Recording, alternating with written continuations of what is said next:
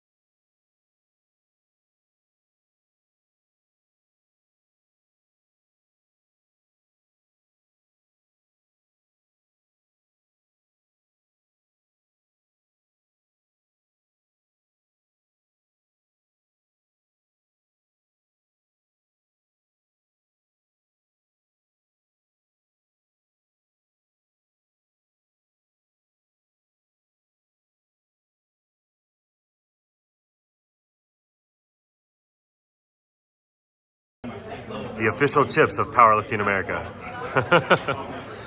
How are you doing? Good, made weight, feeling good, a little nervous, but I'm ready.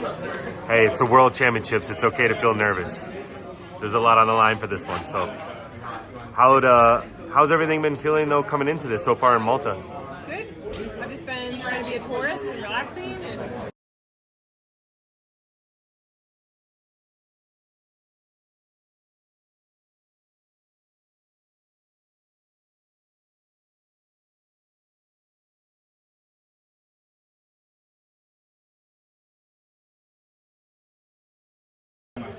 The official chips of Powerlifting America. How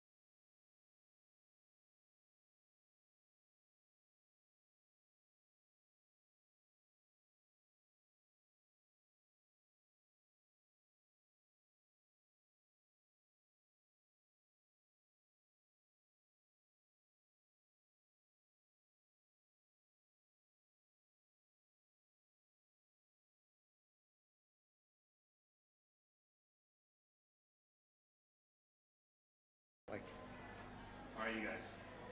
We're on? Restart. Okay. From the beginning? Restart fully? It's okay. Okay.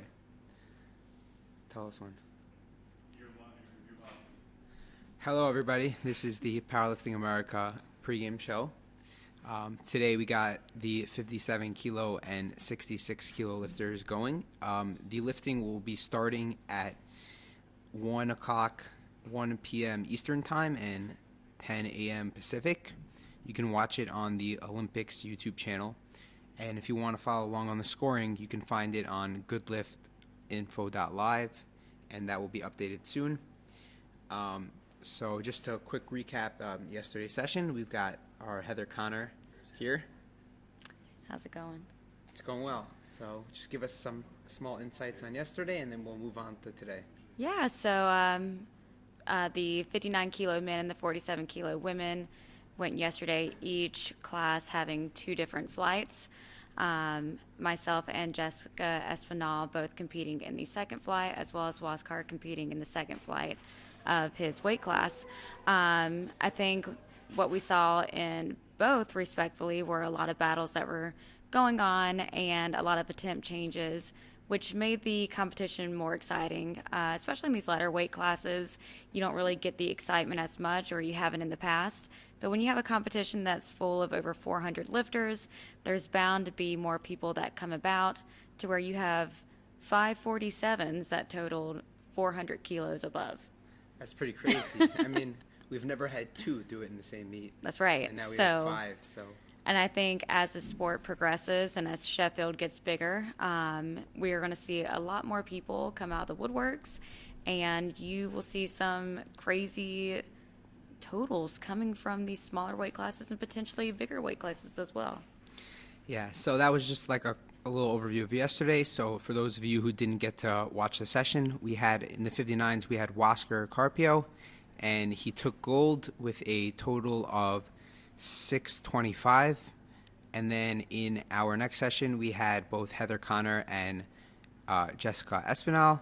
Heather took bronze with a 407.5 total, and Jessica took silver with a 412.5 total. Then additional notes, Jessica took the junior deadlift world record with a 175 pull, and then Heather loaded up 200 kilos to secure bronze and smashed the open world record deadlift. So those are just little highlights from yesterday's session. You should go check it out. Either you can still watch the live stream, or you can find highlights on the Powerlifting America Instagram page, which will show all the lifts from all the competitors. So you can see all the lifts in a pretty quick fashion if you want to do it that way. So now we're just going to introduce a little bit about today's session. So there will be 2 flights. The 57 kilo women will be the first flight, and the 66 kilo men will follow them. So in the 57 kilo women, we've got 8 lifters. So we've got representing France, we've got Ja Jacob, we've got our own lifter Natalie Richards. Then we've got representing Great Britain, we've got Bobby Butters. Representing the USVI, we have Andrea Riley. From the Netherlands, we have Mylene Vanderspek. From Spain, we've got Mayra de Silva. And from Italy, we have Alessandra Cernghilaro. And France has another lifter as well, Sovan. I don't even know how to pronounce his name. They have another lifter. And if we are mispronouncing any names, please feel free to correct us, because we don't want to, disrespect anybody by the mispronunciation of their name. 100%. Some of these names are pretty hard. Yeah. So the openers have already been submitted, so we can give you a little look into how it's starting. So with the openers on squats, we have a lot of lifters opening with 170 kilos and above. We got some really heavy squats coming in the session. We've got 4 different lifters opening over 170. We have Myra is opening with 170, 172.5 for Jod and Andrea, and 175 for Bobby. So I mean, going into the 57 kilo weight class, we can see some pretty big battles. Obviously, while I'm not looking at the individual openers, I'm looking at subtotal right now. And based off of subtotal, we have John Jacob totaling 482 and a half, Natalie Richards 462 and a half, and Andy Riley with 442 and a half. Now, this is a big numbers game, so would those subtotals be their actual totals? We are unsure. Not subtotals. Those are the projected totals. Yeah, the projected totals. That was my apologies. The projected totals. So going in, looking at the projected totals, we have John Jacob, 20 kilos above Natalie Richards. What do you think about that? So I've looked at the projected openers on each lift for the two lifters, and one thing I've noticed is, in general, Natalie has some room to take some pretty sizable jumps. So although it's a 20 kilo difference on the openers, we're expecting this to be much closer coming into deadlifts. So if this can be within a 5 to 10 kilo range coming to deadlifts, it's a battle. And I mean, hopefully Natalie will come out on top. But I do not think that we're going to be looking at a big gap between first and second by the time deadlifts run around. I think it's going to come down to the final deadlift. I think we're going to see a few attempt changes on that. And maybe, speaking for the Americans, might push some people to attempt something they might not be able to hit today.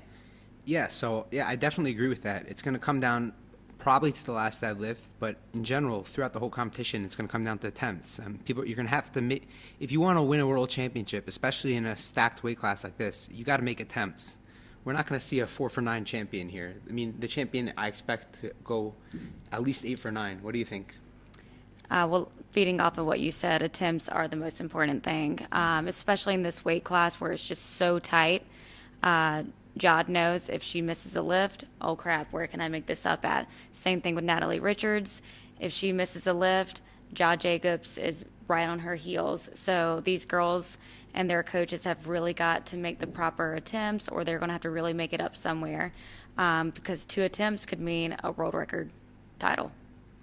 Yeah, I mean, I fully agree. But there's more than just 2 lifters here. We have like a few lifters that are coming up like right behind them. Mm-hmm. So I think obviously everyone's goal should always be, especially if you have a shot, is to win. But we're going to have to keep in mind, we're going to have lifters coming up at their heels, and they're going to have to pay attention. If somebody starts missing lifts, they might be in a position where they no longer are attempting to pull for the win, but just trying to keep their placing. I mean, I expect at least, probably at least 2 other lifters to total over 470, which is a very large total.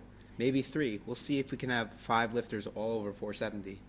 I think we will be seeing something amazing like that. I know you mentioned earlier while we were off camera about the squat situation and some of these women pushing for the gold medal in squat. Do you think that's also going to push these other lifters to attempt something they might not hit today? So I think that's a very interesting point. I think it's going to play into all the coaches out there are going to have to take this into account.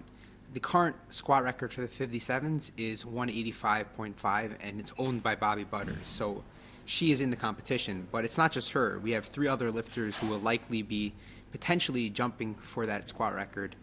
So Bobby Butters is on fire. I've been watching her training, and she gets me fired up just watching her. Yeah, I mean, she's one of the most hyped lifters out there. I think it'll be a very interesting start to the meet, because depending on how if these lifters like play it safe and let's say are willing to settle not for taking a shot at the world record and go 3 for 3 on squats, that'll set them up far better than if we have 4 lifters all take shots at the world record and maybe one of them hits it and the other 3 now are missing that attempt. And that's going to put a big dent onto their total, and it's going to be a little hard to gain back that ground if they're missing out on like 7.5 to 10 kilos. What would you say? So we know the world record is 185, held by Bobby Butters. Would you say, as a coach or a handler, if your lifter was in contention of placing top 3, would you kind of push them on squats, or would you just say, hey, you know what, that's okay if we don't medal in this, let's just focus on our other strengths? So honestly, the way I view it is, we have 4 lifters in this scenario that are going to all be in position to potentially take it. So I think I have a different outlook for all of them. So for example, like if you had a lifter who was like nominated in first, I would take the safe third. Like I always say, it's better if you're not sure, always go 2.5 less. That's right. Leaving 2.5 kilos on the table, not a big deal. Jumping 10 instead of 7.5 and missing, pretty big deal. So especially if I was at the top, I would not take a shot at this record. I mean, there's always another chance to take the record. It's not as easy to take a world championship. I've also heard from a lot of coaches recently, especially Matt Gary on the King of the Lifts podcast, where he said, statistically, if you miss your third squat, chances of you missing your third deadlift are very high. What do you think about that? So, yeah, I've heard that. I don't know, like obviously the numbers support it to an extent. I don't know exactly the reasoning behind it. Like there's multiple reasons. So for some lifters, the reason why there's a high correlation is just because there are lifters that the style that they put in attempts, or whether it's their coach or their team coach, is they basically end up really taking like thirds on their second. You see it all the time. Like when you watch a competition, you're going to notice a lot of lifters opening with something and you're like, that seems like a high opener. And then you watch it and it's hard. And then they take their second, and their second's their third, and then they miss their third. So in that scenario, then it's very likely they're going to miss their third deadlift as well, because they're probably just strategically, I would say, just not taking the best strategy, and therefore they miss it. I don't know if somebody's taking like good attempts and let's say like pushed it an extra 1 kilo, right? Like you're taking a world record and you pushed it the extra kilo and missed. I don't know exactly what the correlation between that is and then missing your third deadlift. But yeah. I was just learning so many different new things over this past week. And obviously that's just a statistic. Like people can come back. Me. Hey, you didn't miss your third. Oh, kind of. Well, thankfully, you got a return. But, you know, the adrenaline starts kicking in. And it's one of those things to where, all right, I got to make this attempt to be able to place podium. Do I have what's left in me to do this? And I think that's what we're going to see today. In this 57 kilo weight class, is that adrenaline fueling some of these people to, how am I getting on this podium? Yeah, so what I do think is going to happen, not saying this is what I think should happen, but what I do think will end up probably happening is we're probably going to have, of these 4 lifters, probably 2 of them will end up taking a shot at the world record. And I do expect Bobby Butters to break her own world record, and she'll be the one who has it at the end of the day on squats. Well, I would not want to be standing in Bobby Butters' way when she goes to break that world record. Again, she's such a fired up lifter and approaches the bar like she owns it. When we go into bench press, what are you thinking about that? We have, I mean, everybody's opening up almost over 90 kilos. Yeah, I mean, bench press for the most part, a lot of these lifters are in the same range. If you look at like some of the higher lifters, Jod is opening with 95, Natalie's opening with 97.5, then Bobby is the highest opener with 105. Nobody here has like some insane advantage. Like there's nobody here who's like opening 30 kilos heavier than another lifter, but they're all strong lifters, and they're all, I mean, ideally for them, going to put a little bit on this bench press. They're going to hopefully not end with their first. They'll hopefully end with 5 to 10 kilos over what they opened with. I think we do find it with women to play a little bit more conservative with bench press. You won't see women adding too much to the bench press when they go for their second or third attempts, maybe 5 kilos, top 7.5. But even a 2.5 kilo can just not move at all. So I think the appropriate thing to do would be taking the conservative jumps and just saving whatever energy they have left for deadlifts. Continue? Yeah. Oh, okay. Yeah, so I agree with all that. And then the last lift, we got deadlifts. So in deadlifts, it's a little different than bench here. We actually have like a huge difference between some of the lifters. So the top 2 nominated lifters are also by far the 2 biggest deadlifters. 215 as an opener for Jod, which is a pretty heavy opener, but if you watch her training at all of her deadlifts look heavy, and she's pretty good at making deadlifts that look heavy, so we'll see where she goes from there. And then Natalie's opening with 200, which for her is pretty comfortable weight. So I think she has a lot of room there, and will probably try to push it to an extent. She's not going to be pulling last, so she will try to load something up that she thinks she can hit, and then force Jod to go out of her comfort zone. I do think she would try to force Jod to go out of her comfort zone. And like Mike said, Jod, her deadlifts, they all look relatively hard, but she is one of the most patient sumo pullers. And I think you got to count about 3 to 5 seconds, and it'll break the ground. And it's always so exciting because you wonder if it's going to move, and then it does. She had a phenomenal performance at Sheffield, pulling that world record deadlift and beating Joy. So that was really fun to see. So going into this competition, Natalie's going to have to push her to load up something that may not break the ground at all. Okay, so we have a quick update from Natalie. She's weighed in, and she has an update for us. The official chips of Powerlifting America. How are you doing? Good, made weight, feeling good, a little nervous, but I'm ready. Hey, it's the World Championships. It's okay to feel nervous. There's a lot on the line for this one. So, how's everything been feeling though coming into this so far in Malta? Good. I've just been trying to be a tourist and relaxing and, taking this like another meet, so it's been good. Nice. All right, cool. You're excited? I'm excited. All right, let's go. Is there anyone back in the U.S. you want to say hi to? Pretty much everyone. Doug, Lindsay, Joby, Grayson, Wesley, Marshall, Meg, everyone, especially Steve. I hope you're watching. All right.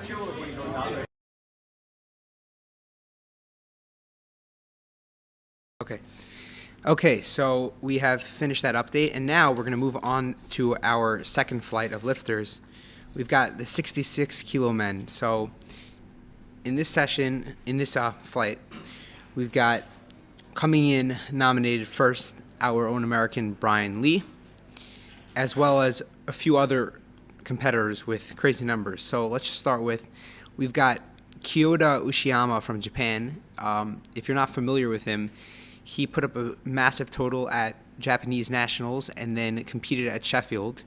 So if you watch that, you should be familiar with who it is. Additionally, we have the current world record total holder, Kasamond Senyumang from Thailand. So this is his first Worlds that he's competed at. He broke the world record total last year at the Asian Championships and also holds the current world record deadlift, which will be broken today probably multiple times, but for now he has the world record deadlift. Then let's not forget, we've got France's own Pana, right? One of the big powerlifting stars. He is a former world champion, and although he is nominated in fourth, he's looking to battle and try to put himself somewhere on the podium. I mean, I know his goal is to be at the top of the podium, but we'll see how that goes. We've got a few other really strong lifters as well. We've got a second lifter from Japan, Yusuku Sataki. I don't know if that's how you pronounce it, but that's my attempt to. And then we also got from Australia, Yuki Kashima. From Thailand, oh no, we don't have a Thailand lifter. We have from Spain, Arquez Alvaro Fernandez. What? We had the other one, right? I mentioned. And just to feed off of that, we did currently start with 8 lifters in the 66 kilo flight, but one of the lifters from Pakistan did not show up, or he just did not make weight. So that made for 7 competitors, which is going to make this session relatively fast. Yeah, I mean, in general, these primetime sessions, we've been having 8 lifters, which is pretty quick flight, especially if you're not used to like IPF, like international level competitions where things move quickly. We've got very good spotting and loading crew. Things are going really quickly. So a 7-person flight, even quicker, like you might have 5 to 6 minutes between attempts. That's right. Like it's gonna be really quick. If you're somebody who likes spending 4 hours in the gym and taking an hour and a half to go through 5 sets of squats, You would be in trouble in this scenario. I can tell you that. Yeah, so it will affect the session just because the session's going to be really quickly moving. So the 57s will go first. They're going to have 8 lifters.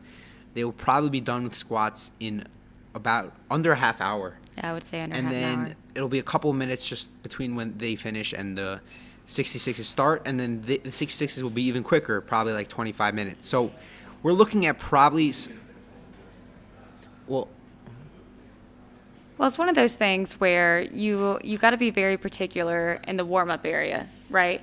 If you're not paying attention, like you could miss out on, hey, I'm about to go. Like this was really really fast, and I still haven't hit my second to last warm up. Now, for lifters who, don't take 15-minute rests on a chair in their gym, this could really benefit the lifter who has been focusing on those quick rest periods.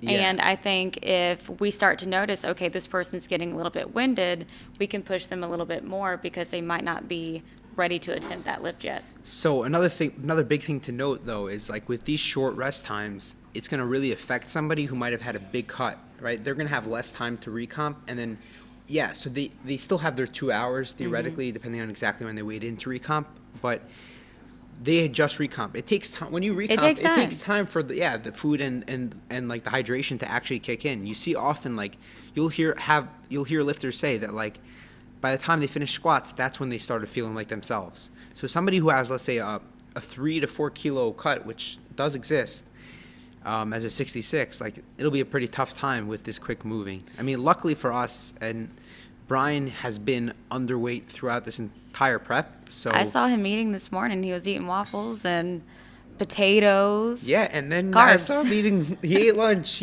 There's no cutting going involved. And he's still weighed in light. He's still weighed in relatively light. I was asking actually. So Brian's coach / friend from home is here, and I was asking him like what they're going to do with the recomp, and then I'm like, wait a second, there is no recomp. This is a regular training day for him. He ate breakfast, he ate lunch, he'll eat whatever he eats as a post workout snack and stuff. So that is a nice advantage to have in general, even without the fact that we have a quick flight. It's an advantage, and especially with this quick flight. So, and to note, Brian is this is his first world championship, so he is nominated first going in here. But how do you think his nerves are going into this competition? So Brian is, this is his first international competition. He's, in general, I wouldn't say a new lifter just in general. He's competed locally and nationally, but this is his first international competition. So it's going to be difficult. I mean, in general, you often see lifters take a dip of performance internationally for multiple reasons. First off, especially for the American lifters, you have an actual travel. If you're a European lifter, to come to Malta, you might have a 2-hour flight. But if you're an American or one of the New Zealand lifters, you got a difficult flight to get here, and then that's going to take a toll. So, I mean, Brian smartly came in a bunch of days in advance, gave himself time to get adjusted, but that's one reason why you might have a little dip in performance. Additionally, you might not be used to obviously you should be trying to always train to the standard, but let's be real, not everybody trains perfectly to the standard. And if you come to IPF Worlds and you don't lift to the standard, you're not going to get your lift. So that's a second reason why people have a dip. And then just lastly, when you go to your local meet, your goal could just be, I want to hit this massive total. I want to hit this specific number. I want to hit, 100 good lift points, whatever it is that you want to hit. When you go to Worlds, your goal is, I want to win. I want a podium. Your goal is not, I want to hit 675.8. No, your goal is not a number. It's a placing. It's a medal. That's right. And we do have great coaches that are helping during this time.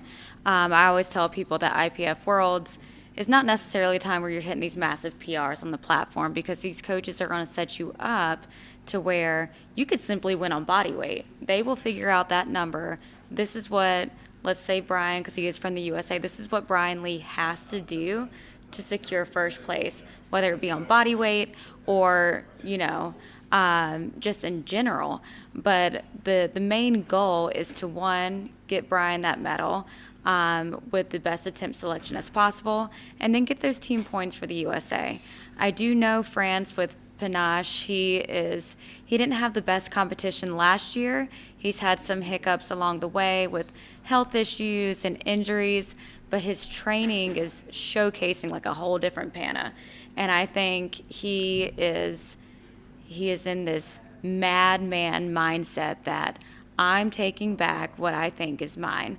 And Brian looks up to Pana. I don't know if this is like an intimidation tactic that Pana might try to use against him. But as you said, we also had a 66 kilo lifter just compete at Sheffield and do phenomenal. So Brian has people coming after him. It's hard when you get to the top because you're the person they want to take down. Yeah, so I mean, with all these things we just said, I just want to point out that while often people take a dip in performance at a world level meet, I think this will be a case where we're actually not going to see that. I mean, we have a few great lifters, and now that we have all the openers in, I'll just give what the current total on openers are. And we have Brian Lee leading the pack with 678, followed by Kyoto Yoshiyama at 665, followed by Kasaman Senyumang with 647.5, and Pana with 645. Now, obviously, these numbers are not super important because this does not take into account how big jumps people take, as well as the fact that everybody has the ability to change their openers, right? You can change all these openers before they start, and bench press, probably people won't change unless something drastic happens, but deadlift, there could be fake openers here. Looking at it, I actually think that Casamon's 270 opener, I am fairly confident it's fake. So for anybody watching the stream right now, you can call me out if he opens at 270 because I don't think he will. What do you think he'll open? Well, I saw him hit a 300 kilo double in the gym a couple months back. That wasn't like the best, but like he hit it. And 300 is his current like comp deadlift from about 9 months ago. So I don't know his progress. I can't tell you that he has something massive like hiding behind the scenes, but I would expect it. He's probably going to change his opener like based off like placing as we come into deadlifts, not just like a random number. It'll probably have to do with like putting himself into a certain position when we start deadlift so he has some control. But I would say I expect that number probably, if I had to guess, I would say he'll open around 280. That would be my guess. Oh, so you think he's going to open up a little bit higher? Yeah, I think 270 is a fake opener. I think so. There's two. You can attempt to fake an opener and make it heavier to make people think that you're stronger and then push. Yeah, because you want people to see that opener and be like, oh my goodness, if I don't up mine, this person could potentially open with this and put themselves in a position to out total me. And that's a tactic that we used yesterday as well. I had 190 as my deadlift opener, but when people look at my training, it's hard to decide, like, is she opening with 190? Or is this a fake number? Because it has been very consistent. And of course, we dropped it to 182.5. That was always the game plan. And it eventually set me up for this massive deadlift. Now, with them, they could also put in a lower number, which you think he is doing. So they think that maybe he's taken a hit from a cut, and that 300 plus may not be there. Yeah, so just to like give some perspective, I think anybody who knows powerlifting enough knows of the concept of putting in a heavier opener. Like that's a very like known concept. I think a higher level strategy is putting in this lower number because what it does is actually, I remember it was used in Junior Worlds by Sweden multiple times by multiple people who surprisingly won the championship. So what the purpose of doing that is not to scare somebody, but especially when there's a battle with other top level lifters, if you put in this lower opener, what you're doing is you're putting yourself a little bit out of the radar. So now the other team coaches, right, who are all doing their job of they're crunching numbers, they're obviously trying to get the most out of their lifter, but they're paying attention to the other lifters. If you see three people who are like a decent amount ahead of this lifter, odds are they're going to be a little bit more focused on those lifters, and then you can stay under the radar and they don't really think about you. And then when it comes to deadlifts and all of a sudden you raise your opener by 15 kilos, all of a sudden they're like, what just happened? That's right. And if these coaches are paying more attention to their lifters and their warm-ups, they might not see that coach sneak off and go in and raise that opener for their lifter. Yeah, so just in reference, I said this 270 looks fake without any actual data, and I just looked at his last meet when he pulled 300, and he opened with 283. And this meet was... That would be a record, wouldn't it? 283? 283, No. some kind of record. Oh, it was probably like an Asian Right. record or Okay. like a... Yeah. So this was a while ago. He was opening with 283 then. I didn't see anything that suggests an injury or whatever. He weighed in he was the lightest lifter, under 65. So there's no reason to believe he had some major cut either. Right. So I'm fairly confident to say that this is a fake opener. And that's it. Like, I'm calling it out right now. This is a fake opener. He is the lightest lifter as well, so I don't think there was any major weight cut that was happening if he weighed in like that. So I would probably have to agree with you. The 270 is probably just a placeholder for now. That's exactly my thoughts on this. So going into deadlifts, what do you expect to see out of these lifters? So what I expect to see, again, similar to the 57s, is it's going to come down to attempt making, right? Everyone knows Pana is the king of the grind. We'll see, like, can he add 10 kilos over an RP 10 lift and then hit it and then add another 10 kilos? Maybe. We'll see where he ends up. And then our other lifters, some of these lifters have really not been posting. So I don't know exactly where they're at. I mean, we can see based off their openers, but I think it's going to come down again to making attempts. So I think if everyone makes their attempts, we're probably going to look at 4 people all within like reason, probably all within like 15 kilos coming into deadlifts. And on deadlifts, anything can happen. I mean, the biggest deadlifter in this group is Brian, who will, if need be, shatter the world record on deadlifts. He's currently opening with the world record. So it's always nice when you get your chip on your opener. I mean, Heather, what do you think about that? What do you think about opening with a world record? I think it's a huge flex. I've done it before. But I mean, just going after a world record in general is cool. But to open up with it, I think he's setting the tone. Right. So there's like multiple ways to think about it. On the one hand, like, it's risky. Like, if you don't need it and now you're opening with this number, what happens if you miss? On the other hand, if it's there, like, if you're really that strong, what you're doing is just you're putting yourself in a position where the people that are coming from behind you, whether they're behind you or ahead of you coming into deadlifts, the ones that are going to pull before you, they are going to have no idea what you're capable of. They're going to have to lift before you. They're going to have to hope that they know where you're at. And when you have a big deadlift like that, it's really hard to know, especially some of these like sumo deadlifters that like it can move really fast until it doesn't. And if you don't know where that it doesn't point is, then you're at a big disadvantage. That's right. And for those who are newer to the sport, with sumo deadlifting, it's normal for it to take a little bit longer for it to break the ground, where conventional might be a little bit faster. So with Brian being a sumo puller and opening up with a world record, we will kind of see on his opener, how much does he actually have left after this? Yeah, so, I mean, we're going to have to see how lifts play out coming into deadlifts. But I expect it to be a pretty good battle. I do expect our lifter to come out on top. And on that note, they are done weigh-ins, nominations are in, and we've got a little update from Brian for you all to watch and listen to. All right, Brian, how you feeling, man? How'd weigh-ins go? Yeah, I just weighed in. I was second to last, so it took a while to get weighed in, but just finishing up the refeed, got some candy, got some electrolytes and water, and feeling good, excited. How was the weigh-in? I mean, what'd you weigh in at? I weighed in 65.25, so about a pound and a half under, so feel pretty good. Weigh-ins went pretty quick, actually, and yeah, I think we're just waiting to warm up now. And how was the weight cut for you?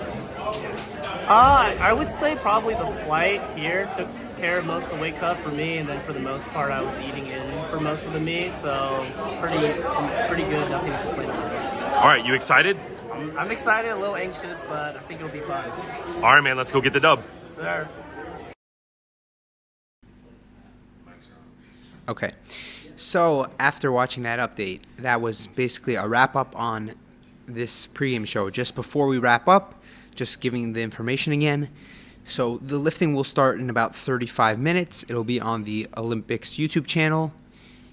You can follow along with the score sheet on Goodlift info, and all the Americans, Natalie and Ryan, all of their lifts will be posted pretty immediately on the Powerlifting America page. So make sure you're following, make sure you have your post notifications on, so you will see, if you are not able to actually watch the stream, you'll be able to see the lifts immediately. And make sure you're screaming as loud as you can back home, because obviously that adds kilos to the bar for these lifters that you're cheering on. Yes, it does. Anyways, go watch the stream, go follow the Instagram, and have a good afternoon. Go Team USA. The official chips of Powerlifting America. How are you doing? Good, made weight. Feeling good, a little nervous, but I'm ready. Hey, it's the World Championships. It's okay to feel nervous. There's a lot on the line for this one. So, how's everything been feeling though coming into this so far in Malta? Good. I've just been trying to be a tourist and relaxing and, taking this like another meet, so it's been good. Nice.